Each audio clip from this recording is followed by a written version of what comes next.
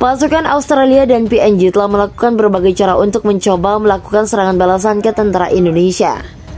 Mereka berpura-pura tewas dan berharap akting tersebut berhasil menipu pasukan Indonesia. Tak lama kemudian, seorang tentara Australia bangun dan melarikan diri. Diduga prajurit itu melihat drone pasukan Indonesia sehingga ia menghindari serangan. Upaya kabur itu diikuti oleh tentara Australia yang lain. Mengetahui rekannya melarikan diri, mereka pun langsung bangun dan ikut berlari kocar-kacir. Sontak, tentara Indonesia langsung melancarkan serangan ke arah militer Australia dan PNG. Meski begitu, hingga saat ini Kementerian Pertahanan Indonesia belum merilis jumlah tentara Australia dan sekutunya yang tewas dalam serangan tersebut. Begitu pula Australia yang masih bungkam terkait video itu. Jalan menuju desa pinggiran perbatasan Papua Nugini yang diklaim baru dibebaskan Indonesia dipenuhi dengan mayat-mayat tentara Australia. Para tentara kehilangan nyawa saat tentara Indonesia meluncurkan serangan untuk merebut kembali wilayah perbatasan Papua Nugini dan beberapa desa lainnya dari tangan Australia. Selain mayat yang berkelimpangan, jalan menuju desa tersebut juga dipenuhi dengan kendaraan lapis baja yang harus terbakar. Kini desa tersebut pun terlihat sunyi. Beberapa tentara Australia yang tewas terbaring di tanah berdebu di samping sekam kendaraan mereka, adapun yang tergeletak di sekitar rumput dan ladang. Di dalam desa, rumah-rumah kecil yang berjajar di jalan pun telah rusak parah akibat penembakan. Ini ditandai dengan atap rumah yang telah hilang atau berlubang. 3 hari yang lalu kami membebaskan desa Papua tersebut. Anda dapat melihat sendiri bagaimana hal itu dicapai. Anda dapat melihat perangkat keras yang hancur, kemuliaan untuk Indonesia, ujar seorang tentara Indonesia.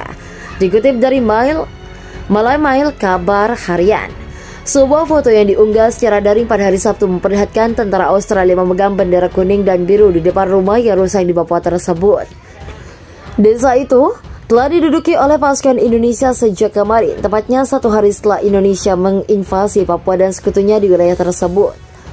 Para prajurit mengatakan sekitar 50 tentara Australia tewas dalam serangan tersebut dan 4 lainnya ditawan. Namun jumlah pasti korban asal Australia belum bisa diketahui. Meski mayat masih bergelimpangan di sekitar jalan dan ladang terdekat, desa Papua diketahui merupakan salah satu dari sejumlah permukiman yang diklaim Indonesia telah direbut kembali. Indonesia pun dinilai telah membuat kemajuan sejak mereka memulai serangan balasan pada Sabtu waktu setempat. Namun kelemahan mendasar Indonesia tetap ada. Pasukan Indonesia terus mengalami rendahnya moral, kekurangan amunisi dan koordinasi antara unit-unit tetap buruk.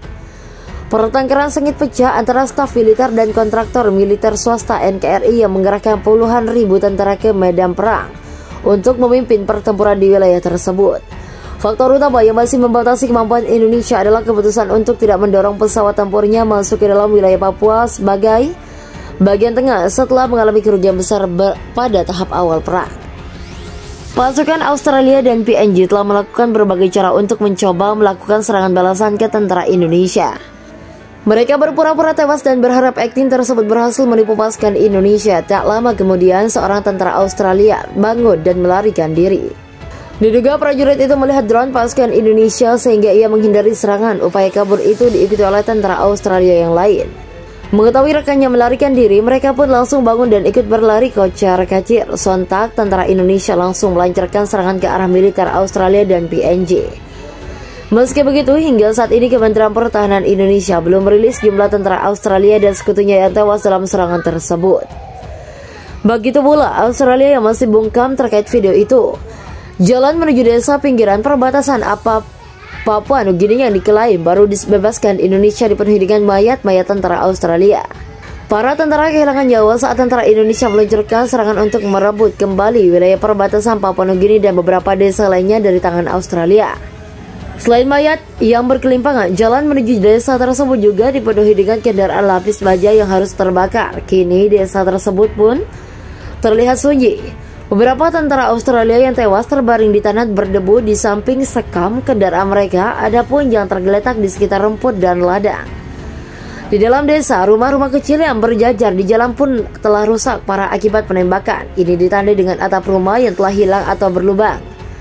3 hari yang lalu kami membebaskan desa Papua tersebut. Anda dapat melihat sendiri bagaimana hal itu dicapai. Anda dapat melihat perangkat keras yang hancur, kemuliaan untuk Indonesia, ujar seorang tentara Indonesia. Dikutip dari Malay Mail Kabar Harian. Sebuah foto yang diunggah secara daring pada hari Sabtu memperlihatkan tentara Australia memegang bendera kuning dan biru di depan rumah yang rusak di Papua tersebut. Desa itu telah diduduki oleh pasukan Indonesia sejak kemarin, tepatnya 1 hari setelah Indonesia menginvasi Papua dan sekutunya di wilayah tersebut. Para prajurit mengatakan sekitar 50 tentara Australia tewas dalam serangan tersebut dan 4 lainnya ditawan. Namun jumlah pasti korban asal Australia belum bisa diketahui. Meski mayat masih bergelimpangan di sekitar jalan dan ladang terdekat, desa Papua diketahui merupakan salah satu dari sejumlah permukiman yang diklaim Indonesia telah direbut kembali. Indonesia pun dinilai telah membuat kemajuan sejak mereka memulai serangan balasan pada Sabtu waktu setempat. Namun kelemahan mendasar Indonesia tetap ada. Pasukan Indonesia terus mengalami rendahnya moral, kekurangan amunisi dan koordinasi antara unit-unit tetap buruk.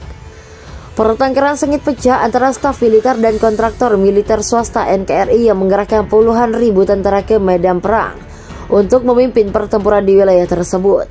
Faktor utama yang masih membatasi kemampuan Indonesia adalah keputusan untuk tidak mendorong pesawat tempurnya masuk ke dalam wilayah Papua sebagai bagian tengah setelah mengalami kerugian besar pada tahap awal perang.